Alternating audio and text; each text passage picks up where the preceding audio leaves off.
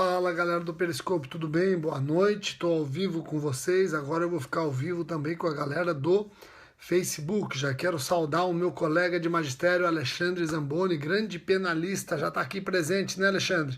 Tamo junto lá no CERS. Deixa eu entrar ao vivo com a galera do Facebook. Vamos lá. Agora sim, ao vivo para os dois canais, estou ao vivo com a galera do Facebook e também com a galera do Periscope. Hoje eu escolhi trabalhar com vocês essa história do desacato. Afinal, desacato é crime, não é crime? O STJ chegou a decidir que não era crime, não era convencional se punir o delito de desacato, etc. Vamos entender toda essa situação. Vamos juntos? Então eu agradeço a presença de todos. O Periscope está me avisando que vários seguidores estão assistindo pela primeira vez o vídeo. Obrigado. Já alerto que é muito importante vocês diminuírem o número de mensagens para não travar. Sejam bem-vindos também aqueles que estão assistindo pelo Facebook. Aqui o Eli Freitas já nos dá boa noite. Sejam bem-vindos. Oswaldo Cardoso, de Maranguape, Ceará. Que joia, BH está presente aqui no Periscope. Balneário Camboriú. Olha só, Palmeiras não tem mundial. Vamos lá, vamos diminuindo um pouquinho. Cuiabá, Porto Velho, aqui Porto Alegre no Facebook. Joia. O Luiz Ricardo Canedo, muito legal, Luiz Ricardo, seja bem-vindo. Ipatinga na área, muito legal. Vamos lá, vamos diminuir então as mensagens agora, por favor, diminuindo as mensagens para eu poder falar com vocês a respeito dessa história do desacato, tá bom? Então vamos lá. Como é que tudo começou, pessoal? Vamos entender o seguinte: o Brasil, vamos trabalhar com o Código de 1940. O Brasil tipifica desde 1940, no artigo 331, o delito de desacato. É um crime contra a administração pública praticado, em regra, por particular. É um crime contra a administração pública, em regra, praticado por particular. A doutrina tem admitido o funcionário público também praticar o crime de desacato, especialmente o funcionário público quando despido da sua qualidade funcional. A doutrina entende perfeitamente possível até mesmo o funcionário público praticar o crime de desacato. Então vejam bem, o desacato é um crime contra a administração pública, previsto no artigo 331 do Código Penal, em regra praticado por particular, mas a doutrina não ignora que o próprio funcionário público pode ser sujeito ativo do delito de desacato. Entenderam? E no que consiste o delito de desacato? O desacato consiste em achincalhar, menosprezar, menoscabar, humilhar o servidor público, atingindo indiretamente a sua honra e diretamente o prestígio da administração pública. Entendam, novamente, que o desacato, ele atinge imediatamente, secundariamente, indiretamente a honra do servidor e imediatamente, principalmente, diretamente o prestígio da administração pública. Pessoal, tanto é verdade que se eu desacatar no mesmo contexto fático vários servidores, o crime continua um só, é o que prevalece. O juiz vai considerar a quantidade de servidores, talvez na fixação da pena base, mas não desnatura a unidade do crime, porque o bem jurídico tutelado é o prestígio da administração pública. Compreenderam? Joia. Então, esse é o clima que nasceu o Código Penal e desde 1940 convivemos com esse delito, sem grandes problemas. Aí começou a surgir, principalmente a partir dos meados da década de 90, 1990, mais precisamente 1995, que o delito de desacato não deveria ser crime. O comportamento desacato não deveria ser elegido a categoria de infração penal. Por quê?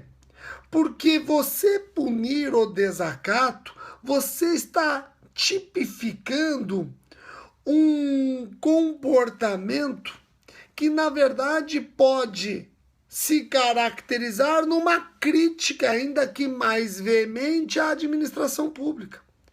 Então, a tipificação do desacato passa a ser uma tipificação autoritária, impedindo a livre ou a liberdade de manifestação do cidadão, ou pelo menos desencorajando o cidadão a emitir manifestações contrárias, críticas a práticas de agentes estatais. Essa corrente, ela entende que nada justifica se punir um crime de desacato se os agentes públicos e a administração pública devem estar sujeitos a uma maior fiscalização da sociedade e dos seus integrantes.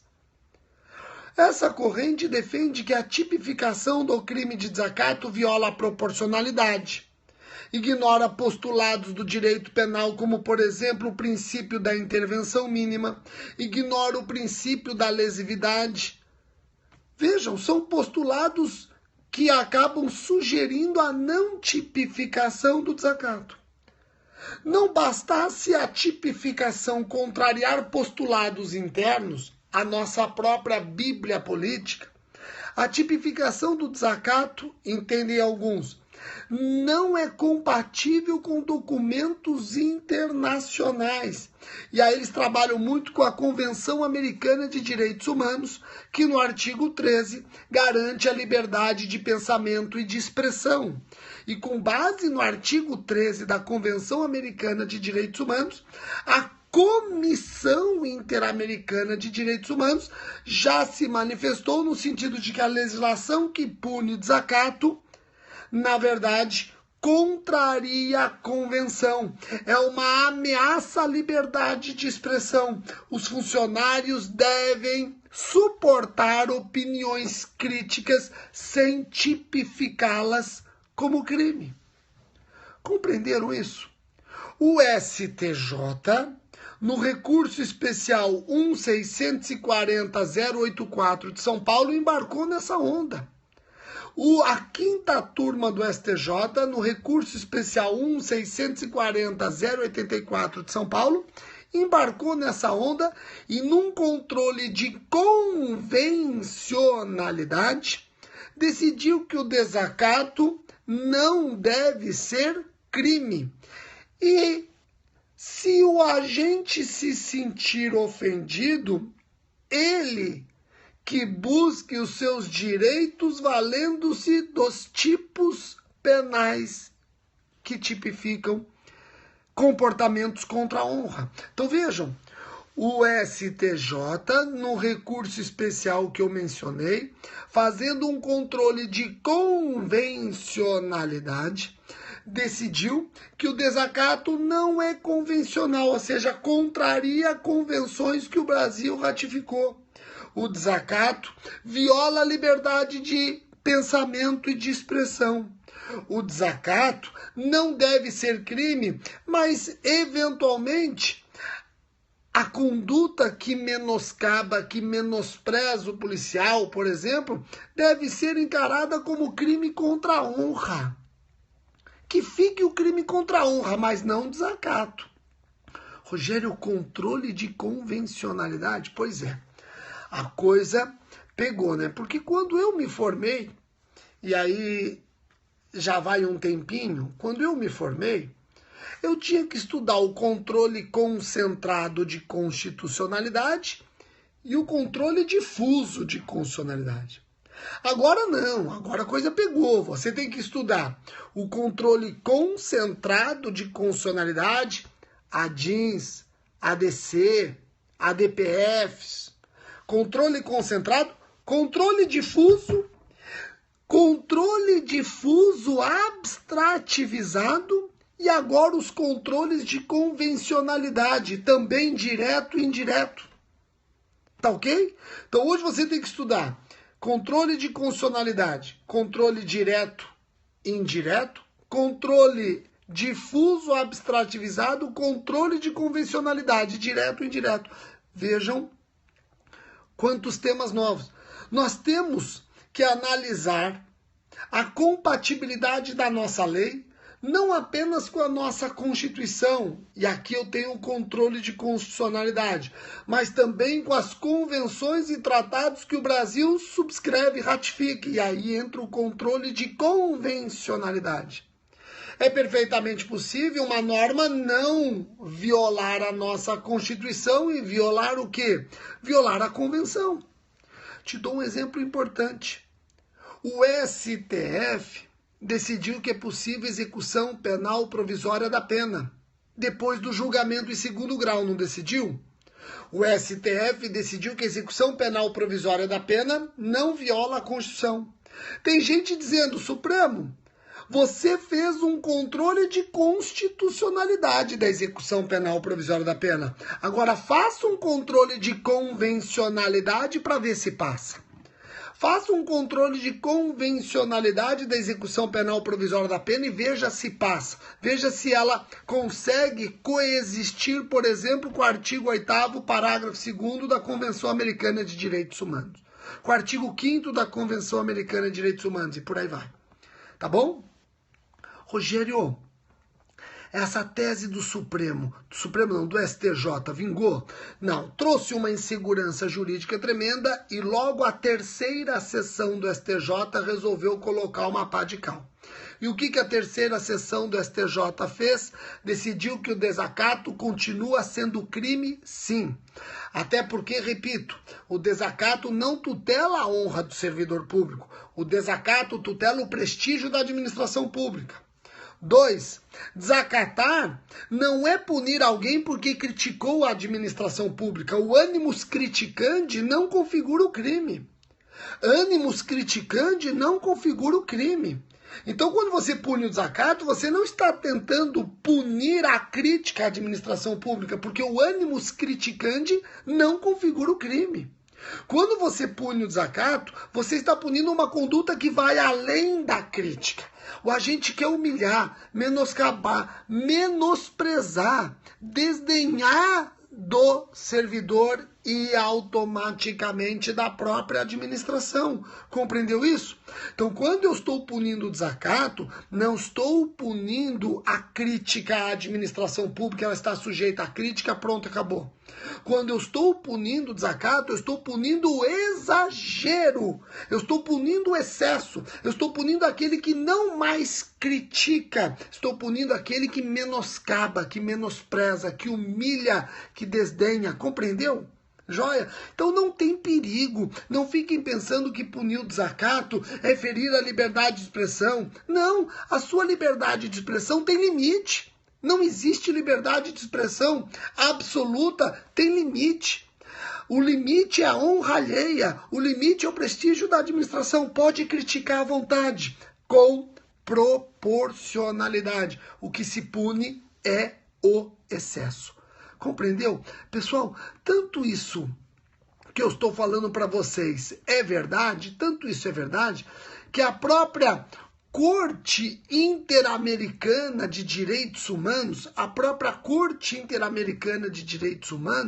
ela entende importante se punir o excesso. Tá aqui, pessoal, eu trago até essa questão aqui, é importantíssima.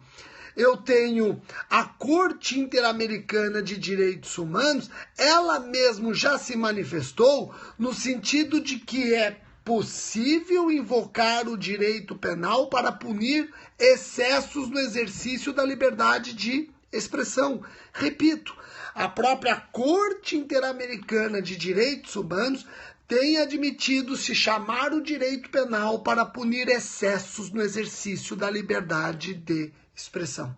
Por isso que desacato continua crime, desacato está previsto no artigo 331. O desacato não pune a simples crítica, o desacato ele pune além da crítica, ele pune o excesso, ele pune o exagero. E a Corte Interamericana de Direitos Humanos entende perfeitamente possível invocar-se o direito penal para se punir o excesso. A liberdade de expressão tem limites. A honra alheia é um limite da sua liberdade. Quer criticar, pode criticar. O ânimos criticandi exclui o elemento do crime, o elemento subjetivo. O ânimos criticandi passou disso. Tem a vontade deliberada de ofender. Tem a vontade deliberada de humilhar. Isso é desacato. Vou te dar um exemplo clássico. Tem muitos policiais que estão assistindo este vídeo. Chega uma pessoa para o policial e fala: policial, você é isso, é aquilo, um gambé, etc e tal, você não presta, a polícia é nojenta, vai tomar aqui, vai tomar ali, seu filho disso. Você acha que tudo isso está numa situação de crítica à administração pública? Claro que não, ele já passou das raias da crítica, ele está numa seara do exagero, da falta de proporcionalidade, da vontade única e exclusiva de ofender, humilhar e menoscabar. Tá bom? Joia? Todos entenderam? Espero que tenham gostado. Guardem isso. Isso é importante. Vai ser cobrado em concurso. Eu acho que o STJ, terceira sessão, finalmente colocou os pingos nos is. Não corremos mais o risco desse absurdo de entender que o desacato não é crime. O desacato é crime e a administração pública não pode ser ignorada. O bem jurídico tutelado é a administração pública. E querer ignorar a administração pública é proteger de forma deficiente esse importante bem jurídico. Tá bom? Pessoal, muitíssimo obrigado. Respondendo àqueles que já fizeram perguntas, eu vou voltar com as teses do MP de São Paulo. Vou voltar, eu sei que eu parei na tese 70 e vou voltar com vários artigos do Código Penal. Nós estamos analisando vários artigos do Código Penal. O último que eu analisei com vocês foi o 227, salvo engano. Eu vou voltar, fiquem tranquilos. Por hora, continue me acompanhando no meu site jurid.com. Meus alunos do CERS, sejam bem-vindos aqui também, vamos complementando as nossas aulas do CERS, né? Quem vai prestar a magistratura de São Paulo, fica esperto. Estão acabando as vagas para o aulão de véspera, hein? Aí acontece como sempre, Rogério, não tem mais vaga, e agora? Agora não tem o que fazer, eu tô avisando. Estão acabando as vagas. Estamos nas últimas vagas para quem quer assistir o aulão de véspera preparatório para a magistratura de São Paulo. Entra no site do CERS, faça a sua inscrição. Tá ok? Pessoal, muito obrigado e até o próximo vídeo. Tchau, tchau.